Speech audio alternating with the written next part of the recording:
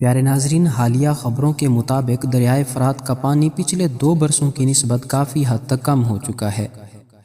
جو کہ اس بات کی طرف اشارہ کر رہا ہے کہ آہستہ آہستہ یہ دریا خشکی کی طرف جا رہا ہے، جو کہ قیامت کی ایک بہت بڑی نشانی ہے۔ اگر آپ دریائے فرات کی تصویریں دیکھیں تو آپ نوٹس کریں گے کہ 2019 میں شائع کی گئی تصویروں میں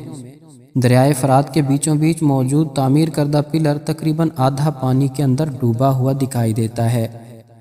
جبکہ 2021 میں یہ آدھے سے زیادہ پانی سے باہر دکھائی دے رہا ہے، جس کا صاف مطلب یہ ہے کہ دریائے فرات میں پانی کی سطح بہت کم ہو چکی ہے۔ اور اب 2024 میں دریائے فرات کی جو حالیہ تصویریں سامنے آئی ہیں، ان میں دیکھا جا سکتا ہے کہ پلر کے ارد گرد پانی کی سطح بے حد کم ہو کر رہ گئی ہے، اور ایسا لگ رہا ہے کہ عنقریب یہ پانی کی سطح کم ہوتے ہوتے بالکل خشکی کی طرف چلی جائے گی، جو کہ قیامت کی ایک بہت بڑی نشانی سمجھی جا رہی ہے۔ بتایا جاتا ہے کہ دریائے فرات کا خشک ہونا ہی جنگ ہرمجدون، جسے دنیا کی سب سے آخری جنگ مانا جاتا ہے،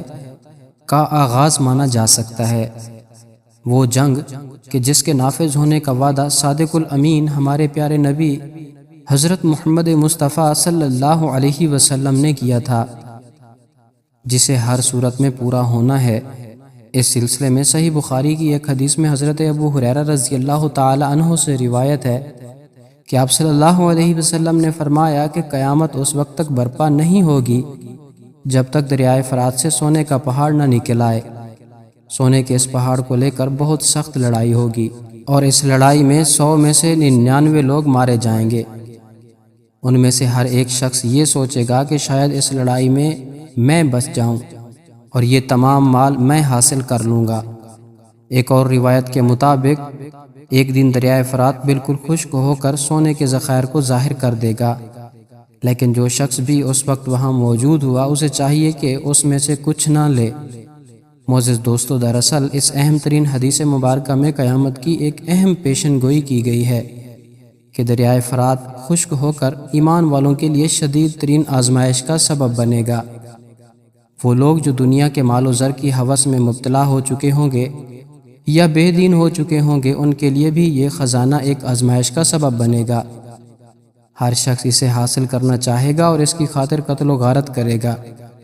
اور انہی لوگوں میں سے وہ لوگ بھی ہوں گے جو حدیث مبارکہ پر عمل کرتے ہوئے اس مال میں سے کچھ بھی نہیں لیں گے۔ جس وقت یہ پیشن گوئی کی گئی اس وقت یہ دریا اپنے تیز ترین بہاؤ میں تھا، اور کوئی سوچ بھی نہیں سکتا تھا کہ یہ دریا کبھی خشک بھی ہو سکتا ہے۔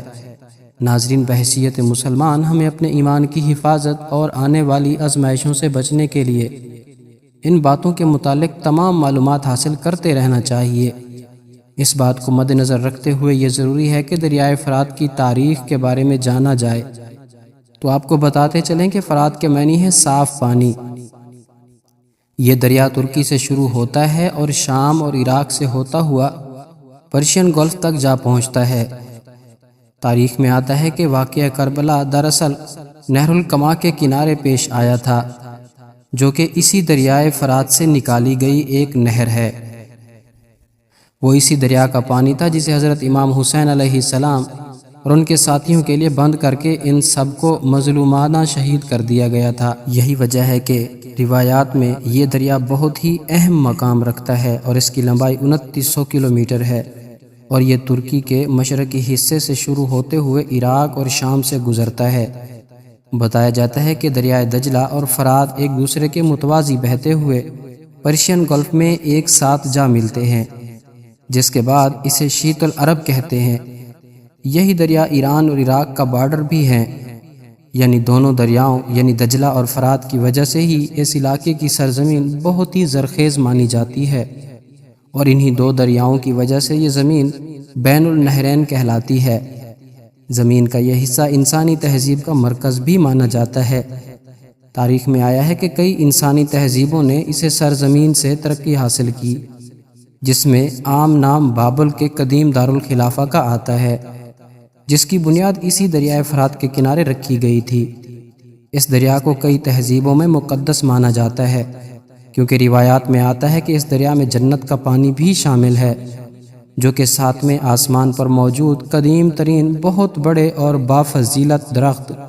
سدرۃ المنتہا کی جڑوں سے آ رہا ہے۔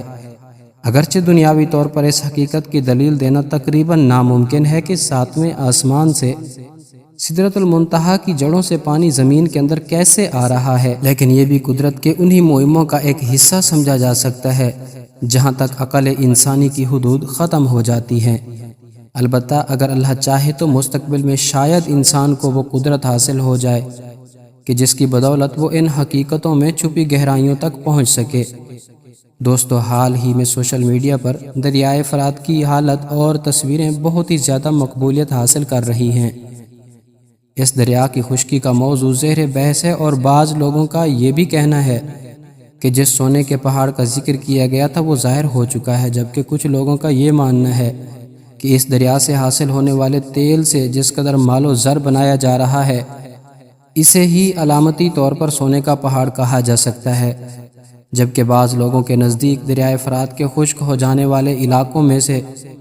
جگہ دریافت ہونے والے ایک اور اسرار شہر کا ایک سونے کے پہاڑ سے ہی تشبیہ دی جا سکتی ہے۔ 2022 میں یہ خبر آئی کہ عراق میں ماحولیاتی تبدیلیوں کے 6 سال بعد دریائے دجلہ کے خشک ہو جانے کی وجہ سے ایک ایسی بستی دریافت ہوئی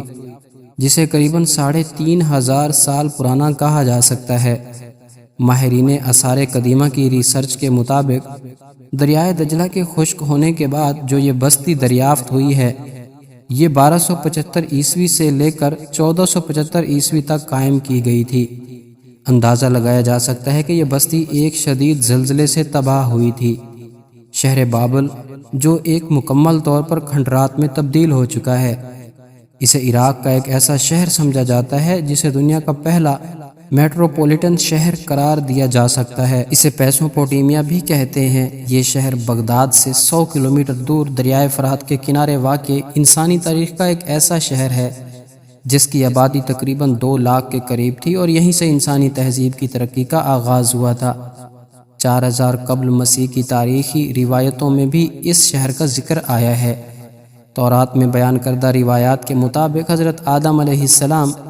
بابل عراق میں رہتے تھے، اور جب دونوں بھائی حابیل اور قابیل کا جھگڑا ہوا تو قابیل اپنے بھائی کا قتل کرنے کے بعد اپنے اہل و عیال کے ساتھ بھاگ کے بابل کے پہاڑوں میں جا چھپا تھا، اور تب سے ہی اس جگہ کو بابل کا نام دیا گیا جس کے معنی جدائی کے ہیں۔ کچھ لوگوں کا کہنا ہے کہ دریائے فرات اور دجلہ کے خشک ہو جانے والے علاقوں سے دریافت ہونے والے کھنڈرات ہی ماہرین آثار قدیمہ کے لیے سونے کا پہاڑ ثابت ہو سکتے ہیں، لیکن اس بات کا حقیقت سے کوئی تعلق نہیں ہے۔ بے شک ان کھنڈرات کی دریافت ایک اہم کھوج ہے، لیکن اس کا آپ صلی اللہ علیہ وسلم کی پیشن گوئی پر مشتمل حدیث مبارکہ سے کوئی تعلق نہیں۔ ترکی اور شام کے دریائے فرات پر بنائے گئے بے شمار ڈیم کی وجہ سے پانی کی سطح مسلسل کم ہو گئی تھی، جبکہ پہلا ڈیم 1970 میں بنایا گیا تھا، اور پھر 2014 میں ترکی نے دریائے فرات کا بہاؤ مکمل طور پر بند کر دیا،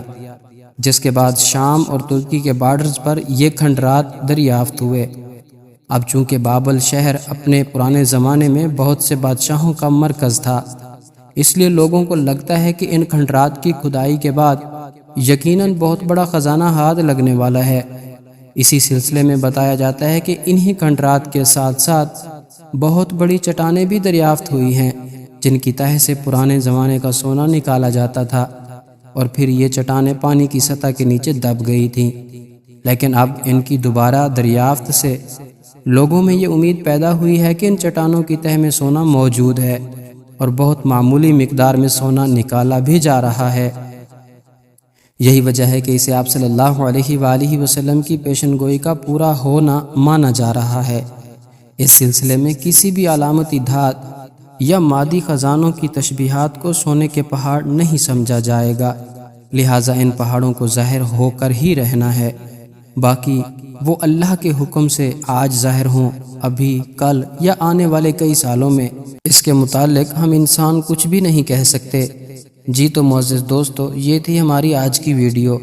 اس حوالے سے آپ دوستوں کی رائے کیا کہتی ہے؟ کمنٹ کر کے ہمارے ساتھ شیئر ضرور کیجئے گا۔ انشاءاللہ آپ سے ملاقات ہوتی ہے اگلی ویڈیو میں۔ تب تک اپنا بہت سارا خیال رکھیے گا۔ اللہ نگہبان۔